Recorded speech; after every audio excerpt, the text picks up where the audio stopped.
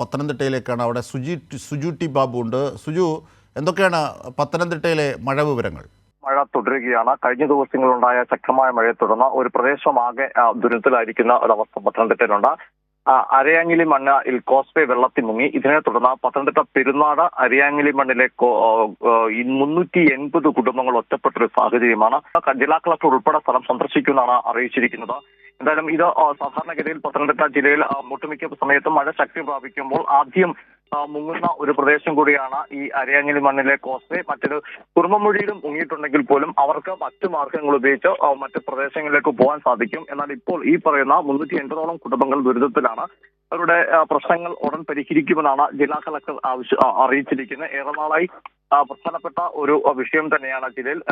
ഇപ്പം ജില്ലയിലെ പ്രധാനപ്പെട്ട വിനോദസഞ്ചാര കേന്ദ്രമായ അടവി കുട്ടവഞ്ചി വിനോദസഞ്ചാര കേന്ദ്രം ഇന്നൊരു ദിവസത്തേക്ക് കനത്ത മഴയെ തുടർന്ന് അടച്ചിട്ടുണ്ട്. അതുപോലെ തന്നെ അടൂരിൽ ചില പ്രദേശങ്ങളിൽ മരങ്ങൾ കടപുഴകുകയും റോഡിലേക്ക് വീഴുകയും ഗതാഗതം ഭാഗികമായി തടസ്സപ്പെട്ടതായും വിവരങ്ങൾ പുറത്തു വരുന്നുണ്ട്.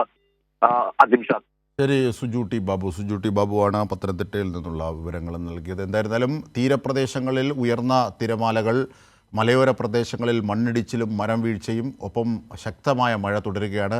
വലിയ ജാഗ്രതയോടുകൂടി തന്നെയാണ് സംസ്ഥാന സംവിധാനങ്ങൾ നീങ്ങുന്നത്. അധികൃതർ മുന്നറിയിപ്പും ഒപ്പം വലിയ ക്രമീകരണങ്ങളും ഒക്കെ വരുത്തി നീങ്ങുന്നു.